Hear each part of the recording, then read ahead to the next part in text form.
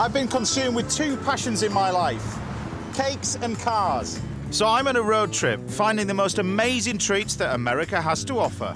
This is the best cake I've tried in America yet. Join me on my baking odyssey as I tuck into a taste of the United Cakes of America.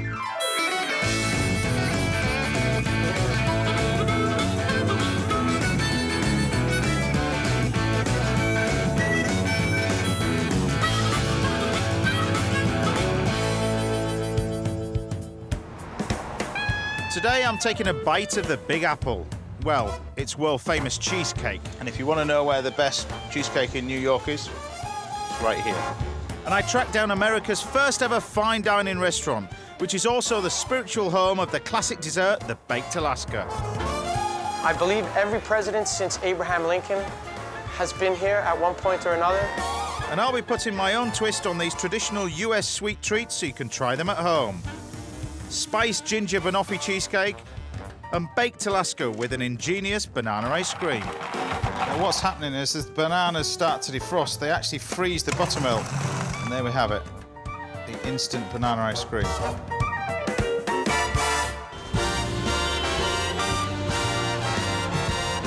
I have to say, if you've never been to America and you want to experience what America is all about, you have to come to New York.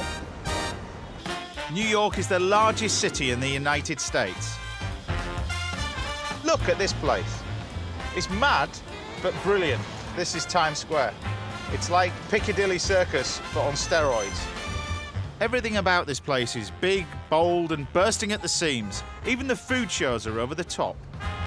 I was watching a guy on the TV, and it was all he was doing was pan-frying a steak. And he had a 12-piece band behind him. Bada bing, bada bang, and he's throwing stuff everywhere, but it was a steak. That's all it was. Who needs a 12-piece band to sell a show? Oh, apparently I do.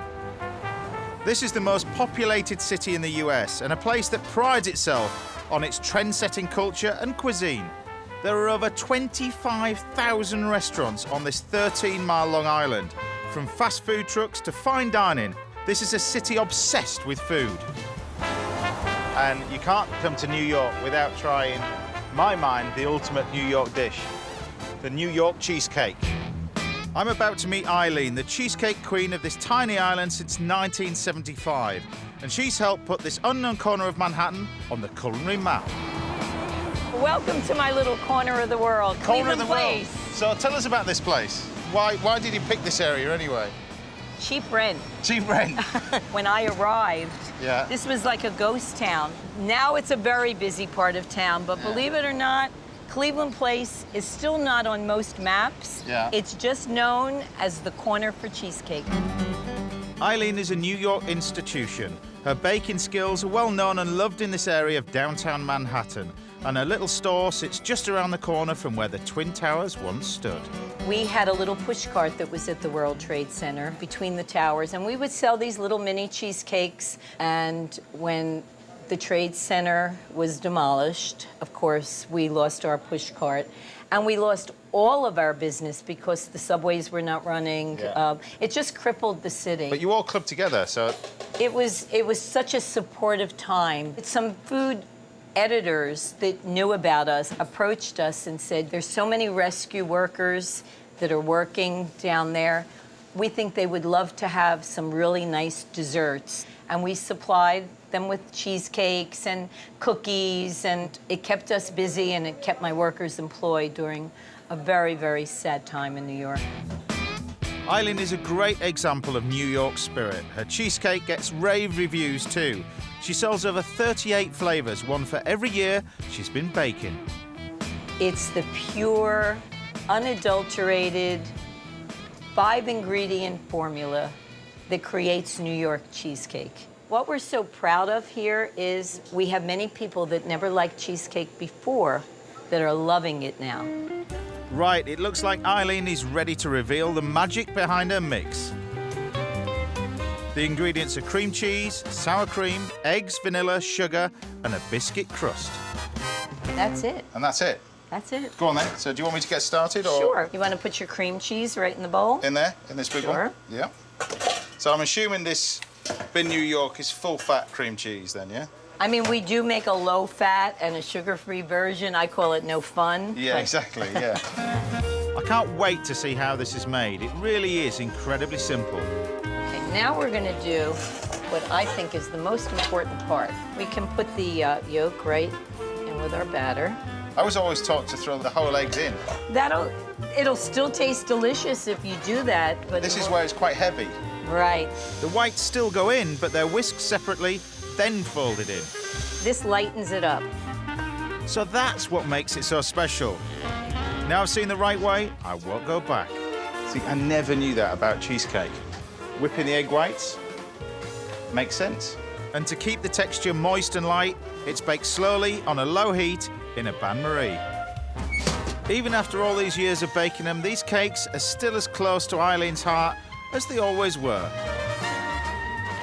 After my mom passed away and I had 2 young children at home, I began to make the cake at my little apartment in Queens, New York. And I had a little old man that owned a deli that ordered my first cake.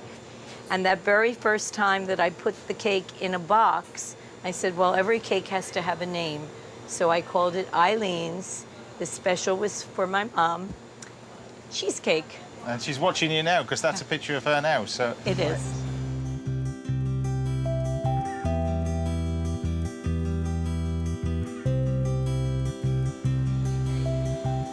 Eileen, this is absolutely delicious. Thank you. And if you want to know where the best cheesecake in New York is, it's right here. Because we make it with love.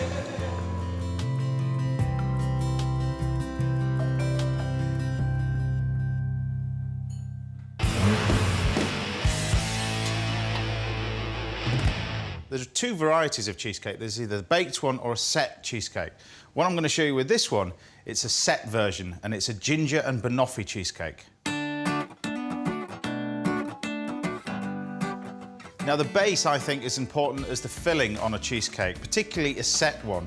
And I'm going to use this. This is Jamaican ginger cake, and you can buy it like this. It's very soft and also quite moist. But the thing about it is, when you dry it out, and particularly dry it out in the oven, when you slice it, it goes this really quite hard biscuit, and it's perfect for the crumb. Put your dried out slices into a mixer and then blitz them to a fine crumb. You can always store them in an airtight container. They keep for weeks. And the great thing about this, once you dry out this cake, you end up intensifying the flavour of the ginger. And if you sprinkle this on top of ice cream, all manner of different desserts, it really gives it a nice kick, and it's much better, I think, than using digestive biscuits. So we've got the crumb ready, and now on with the filling. It uses full-fat cream cheese, and the creme fraiche in this is really important. It gives the cheesecake its acidity. Flavour with vanilla, add some double cream and 100 grams of caster sugar. But you want to whisk this up till all the ingredients come together. What I'm going to do is just flavour this with this stuff, sort of condensed milk caramel. You can buy this ready-made, or you can make it yourself by placing an unopened can of condensed milk into a pan, covering it with water and gently simmering for 2 hours. So you almost want to just leave it marble like that, no more than that. Now to make the toffee bananas. Start by cutting them into chunks. Heat some sugar until it caramelizes, and then add the bananas. This is something really quick and simple that you could easily do for a dinner party. The secret is you almost want them to char and colour. A little knob of butter. Switch the heat off, and just some double cream. And that's simply your toffee bananas. It's really as easy as that. Now, to assemble this, I use one of these little metal rings. You can buy these in cookware stores. Take a little bit of the crumb in the bottom, and then fill it with this cheesecake filling. So make sure the filling is nice and compressed all the way in. And then you can top it with this crumb.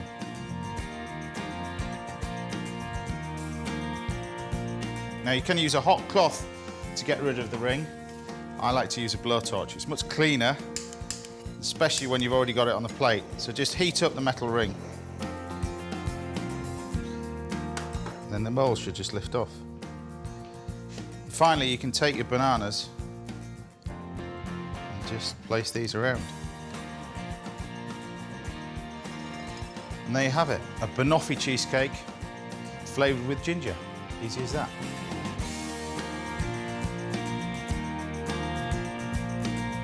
It's so simple, and the flavours are all there. It really is delicious.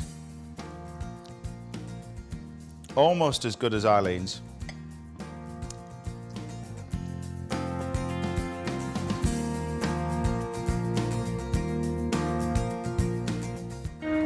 I'm on a mission to uncover the best cakes America has to offer. And today I'm in the heart of Manhattan, in New York. And I'm in search of one of really the true icons of cake making and patisserie. And that's the Baked Alaska.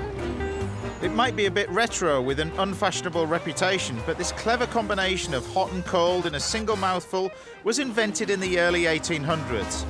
But it got the name we all know in 1876 when a famous New York chef filled it with banana ice cream to celebrate America buying Alaska. And his restaurant has been serving it that way ever since. And this is it. The oldest restaurant in America. This world-renowned restaurant has been showing Americans how to eat in style since 1837. And you'll be William, yeah? Yes, I would. Hi there. Welcome Great to Delmonico's. This is to Delmonico's. fantastic, I have to say. Yeah, amazing. Spectacular. Has it changed much over the years? It has been renovated several times. The pillars out in the front door, the two pillars are original from Pompeii. And it's famous for a lot of things, not just its food, isn't it? Tons of stuff. We could stay here all day. First fine dining restaurant. First restaurant to use a printed menu. First restaurant to employ women. First restaurant to allow women to congregate. And the list goes on and on and on. And it's not just about the restaurant. The food is famous too. This is where some of New York's best-loved classics like Eggs Benedict were first created and introduced to the world. But it's Baked Alaska that I want to see. So we use a walnut sponge, which we have here. Yeah. This is an apricot puree. Yeah. And this is a banana semifreddo. Okay. Very similar to an ice cream, just it softens up a little quicker when it goes in the oven. So now we're going to take our meringue and put it here. Now, was it always an Italian meringue? Because I see so many different ways of making this, but it's... You know, we find the Italian meringue is very stable. On a good night, we sell 100, 150 of them. Yeah. So we need it to be stable, so it works really well for us. 150 portions a night uses a lot of meringue, but it's critical to the success of this dish. It's piped on, then baked in a really hot oven for just a few minutes, otherwise the ice cream will melt. This kitchen has been serving up classics like this for discerning palates for almost 180 years. You've had the likes of Charles Dickens eating here. Mark Twain. I believe every president since Abraham Lincoln has been here at one point or another. Now we get a lot of athletes, a lot of actresses, actors. So it's a good combination of people, and all the Wall Street big shots. And all of these diners want their Baked Alaska the old-fashioned way. Out of the oven, a final garnish of apricot jam, and it's ready to try. You can imagine that served 100 years ago in these very kitchens. Yep, absolutely. It's delicious.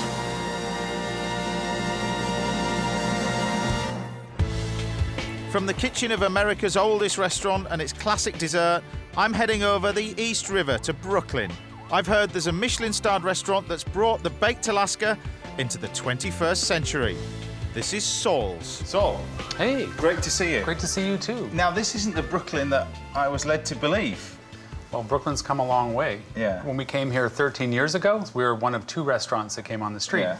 Now, if you look, they're 40. This pioneering chef has spearheaded the Brooklyn food revolution and is renowned for his interpretation of the Baked Alaska. These right here are Oreo cookies, a classic American cookie. So we're gonna add this to the bowl. This ingredient is almond flour. It's gonna add some softer texture to it.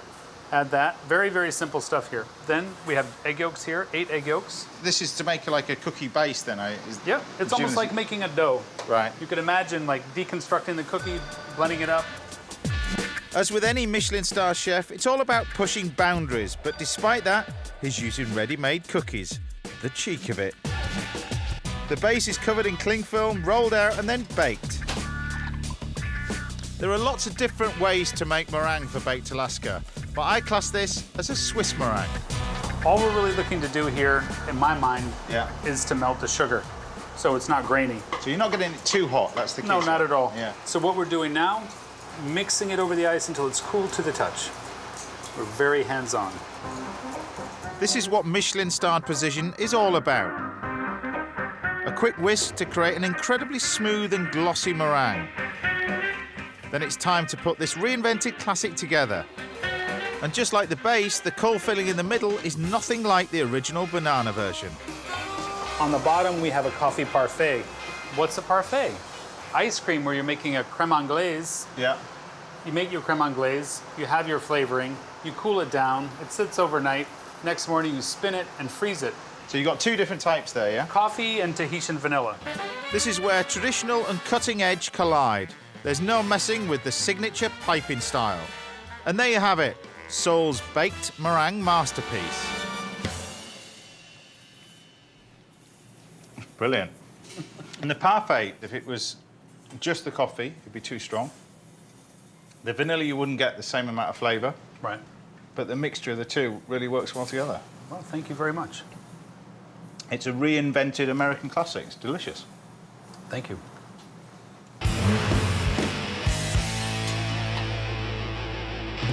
Now I'm going to take influences from William and Saul's recipe, and I'm going to combine the banana and the coffee flavour together, because I think the two really work well together, and I'm going to serve that with a hot chocolate sauce.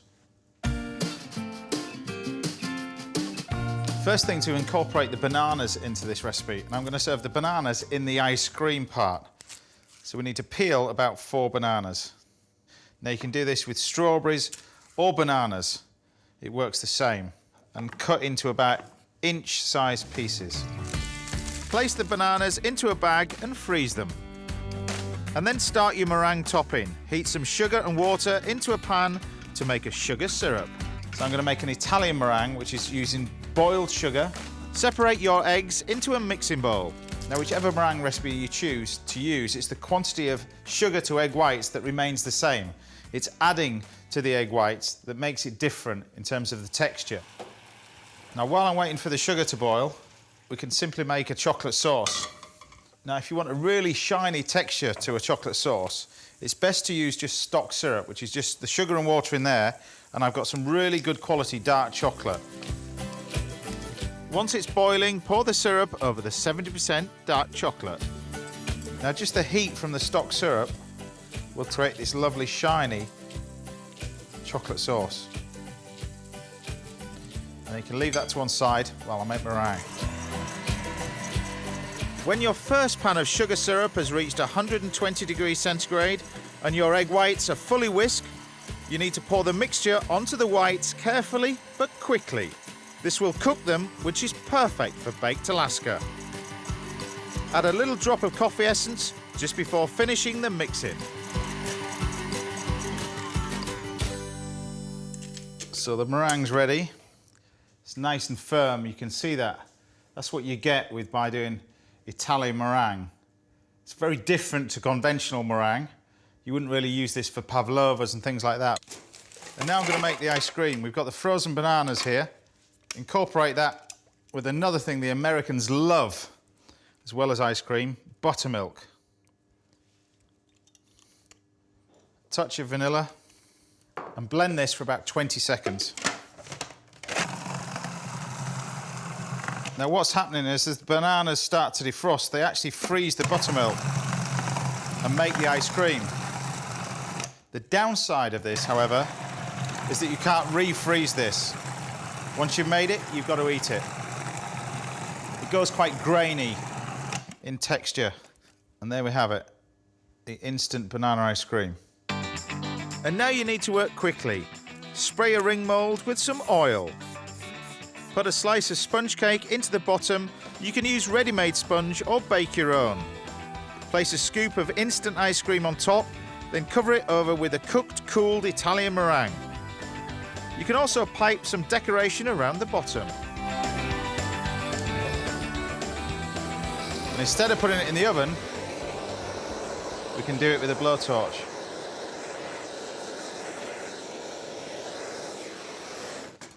And then finally, just take some of your hot chocolate sauce.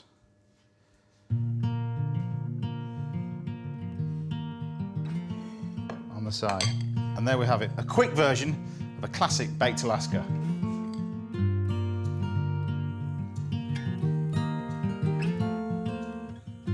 What I loved about this dish in America was the different flavour combinations the two chefs came up with. One very modern and one traditional. But if you mix the two together, you end up with this. There's no wonder dishes like this have been around for so long.